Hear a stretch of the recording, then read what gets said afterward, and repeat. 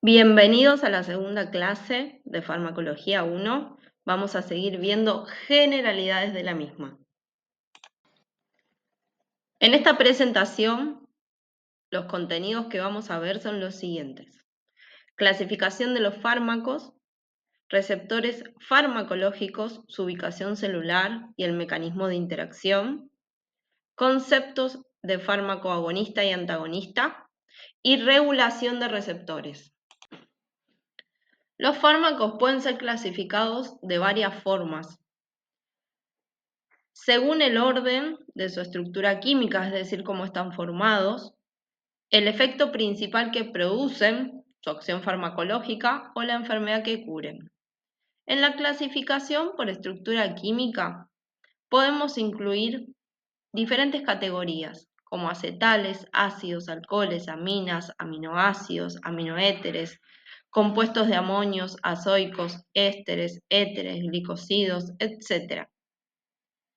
Por su acción farmacológica, los fármacos podemos dividirlos en agentes farmacodinámicos que se emplean en enfermedades no infecciosas para corregir funciones, agentes quimioterapéuticos empleados en la curación de enfermedades infecciosas, vitaminas, hormonas, o también podemos clasificarlos según la enfermedad que vayan a curar.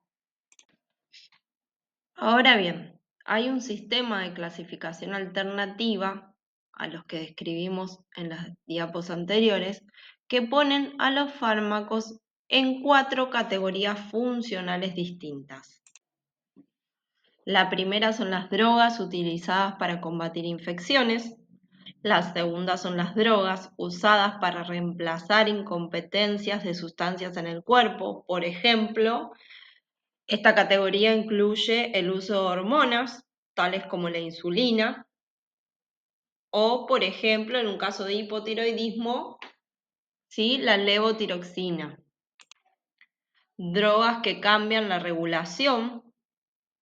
Como ejemplo, podemos citar que en esta categoría se van a incluir antihipertensivos, diuréticos, anticoagulantes, analgésicos, antipiréticos, sedantes, anticonvulsivos y anticonceptivos, entre muchos más. Y por último, la última categoría son las drogas que alteran el estado de ánimo o el comportamiento. En esta clase se incluyen drogas utilizadas tanto legales como ilegales, como ser tranquilizantes, alcohol, tetrahidrocannabinol, THC, el ingrediente activo de la marihuana, etc. Dado a los sistemas de clasificación que venimos describiendo, tenemos que saber que hay una diversidad de sistemas similares y algunas veces bastante confusos, que se utilizan para nombrar a las drogas durante su desarrollo. Esto se debe a que en el curso de su desarrollo van adquiriendo más de un nombre para su identificación. Vamos a poner de ejemplo la aspirina. Vamos a tener el nombre químico, es decir, va a ser una nomenclatura sistematizada y estandarizada que codifica dentro del nombre la información descripta acerca de la constitución molecular de la droga. El nombre químico de la aspirina es 2-ácido acetoxibenzoico. En segundo lugar, vamos a tener el nombre trivial. Es un nombre común por el cual la droga se identifica, a pesar que no puede ser descripta intrínsecamente y puede existir más de un nombre trivial. Por ejemplo, ácido acetilacílico. Tenemos en tercer lugar el nombre genérico o establecido, que es un nombre similar, utilizado para el uso general. Usualmente se refiere a nombres adoptados por comités internacionales. Los nombres genéricos o establecidos son nombres triviales, pero tienen un estatus oficial. En este caso, la aspirina se denomina aspirina. Ese es un nombre genérico o establecido. Y después tenemos el nombre comercial, que es un nombre propietario o de marca, legalmente registrado para una droga o dosis de una droga. Por ejemplo, Doloquin 500 en el caso de la aspirina. Recordemos que un fármaco es una sustancia química capaz de interactuar con un organismo, modulando funciones preexistentes para cumplir con un objetivo terapéutico que no crean funciones, sino que estimula o inhibe procesos celulares fisiológicos. Ahora, ¿cómo lo realizan? Se asocian y se unen con moléculas celulares, ya sea de forma reversible como irreversible. Se unen a las moléculas y van a modificar la actividad celular, ya sea de forma positiva como también negativa. Entonces, la sustancia que se une al receptor, vamos a llamarlo ligando y lo vamos a marcar con la letra F. Las moléculas celulares que reciben a ese ligando se denominan receptores y las vamos a marcar con la letra R. El ligando va a ser toda sustancia que actúa sobre los receptores con capacidad para mediar en la comunicación intercelular. Pueden ser de carácter endógeno o exógeno. Endógeno pueden ser neurotransmisores, cotransmisores, neuromoduladores y hormonas. Y de carácter exógeno tenemos a los fármacos. Los receptores pueden ubicarse en la membrana plasmática de las células, en el citoplasma o en el núcleo de la misma célula. Entonces, los receptores pueden estar ubicados en la membrana celular o intracelularmente, como dije antes, en el citoplasma o en el núcleo. Los receptores de membrana son macromoléculas proteicas que se ubican entre los fosfolípidos de la membrana, generalmente sobresaliendo en el lado externo o interno de la misma. Además, están en estrecha relación con otros componentes intracelulares como las enzimas, a las que van a activar para generar un cambio funcional en la célula. También pueden estar en contacto con canales iónicos, los que como consecuencia de la interacción droga-receptor se abren produciendo la despolarización o hiperpolarización de la célula. A veces la droga forma un complejo con proteínas bomba, como la bomba de sodio-potasio ATPasa, la que resulta inhibida como consecuencia de la interacción. Así actúan los digitálicos y la bomba de sodio-potasio ATPasa sería el receptor farmacológico. Los fármacos no siempre se asocian a receptores. Hay fármacos que tienen acción inespecífica, que van a inhibir la actividad enzimática de algunos procesos metabólicos, se van a fijar a diversas moléculas bi o trivalentes formando complejos, se comportan como análogos estructurales de sustancias endógenas, inhiben la recaptación de sustancias y producen cambios en la osmolaridad, modificación del pH, etc. de las diferentes células. Esta interacción fármaco-receptor puede ser de carácter iónico, uniones de hidrógeno, hidrófobas, uniones van der Waals, que son uniones intermoleculares de fuerzas repulsivas o atractivas, uniones covalentes.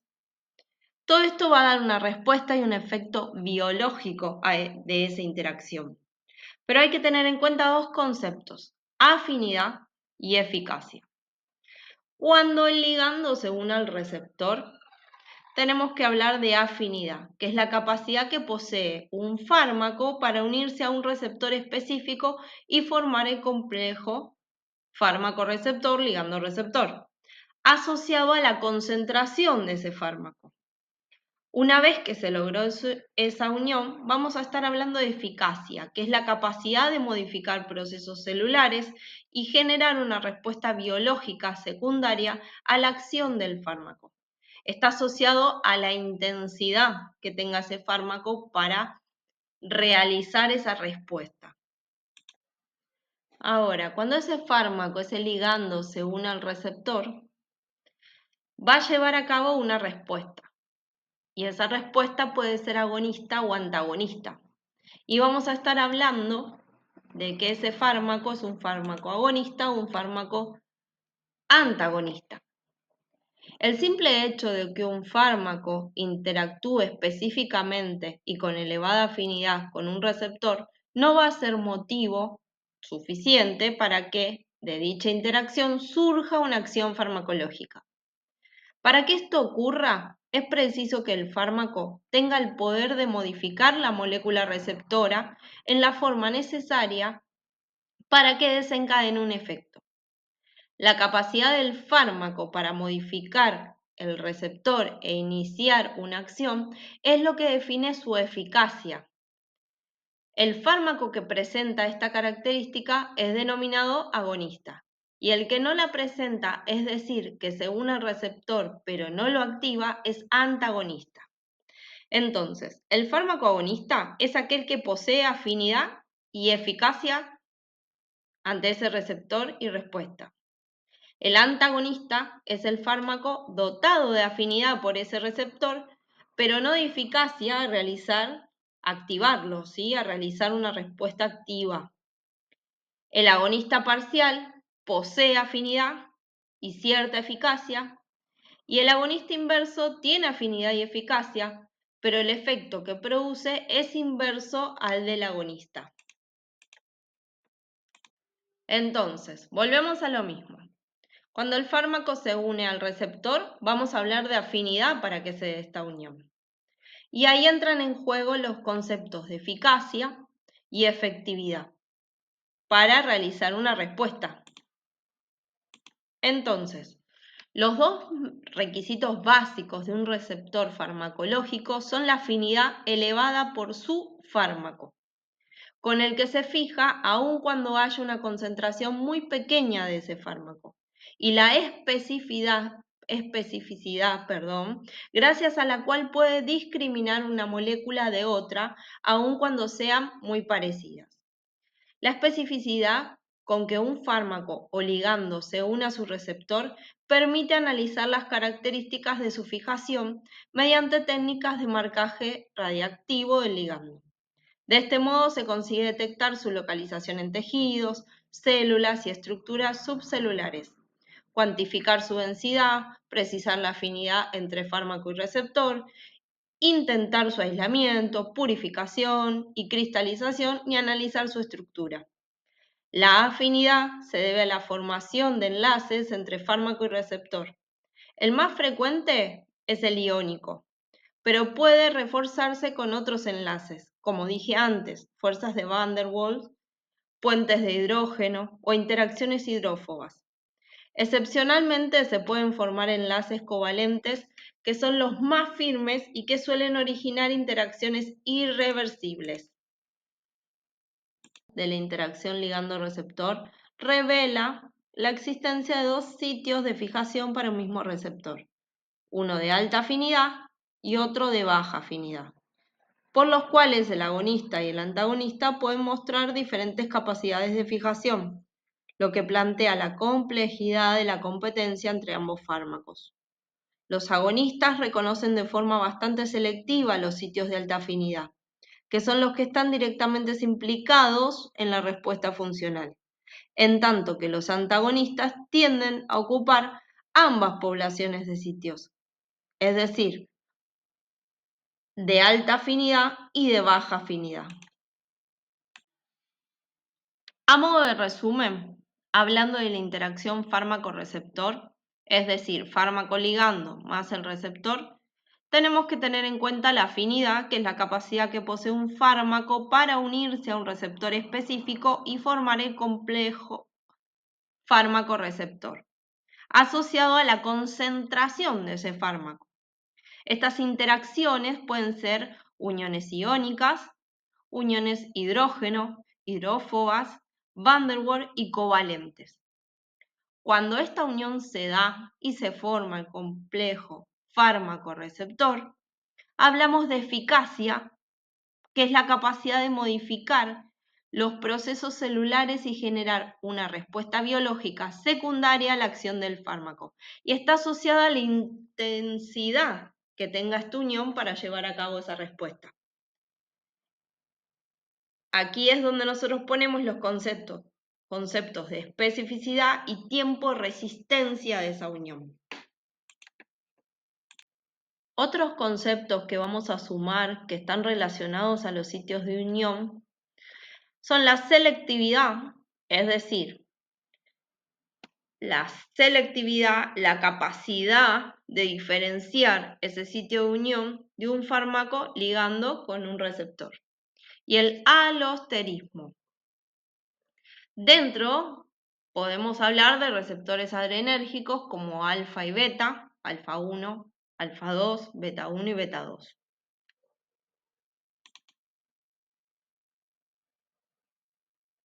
Cuando hablamos de alosterismo, ¿sí? Vamos a hablar de la unión de una molécula, un fármaco, un ligando, que se va a unir a un lugar distinto al que conoce, ¿sí? Al centro activo, y va a modificar igual el comportamiento o la función de esa molécula a la cual se unió. Los receptores van a tener un ciclo biológico. ¿Qué quiere decir?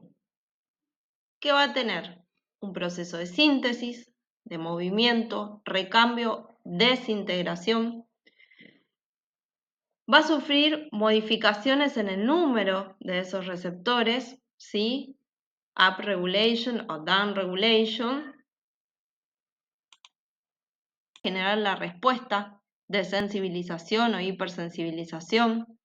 Alteraciones patológicas que pueden dar insuficiencia cardíaca, enfermedad de Alzheimer, enfermedades autoinmunes, neoplasias y mutaciones genéticas.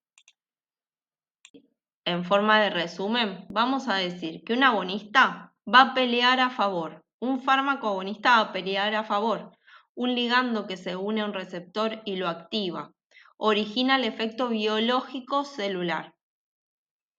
El antagonista va a pelear en contra, un ligando que se une a un receptor pero no lo activa o impide la unión de un agonista. No origina el efecto biológico celular que puede generar un agonista. Bueno, hemos llegado al final de la segunda clase. Nos vemos en la próxima.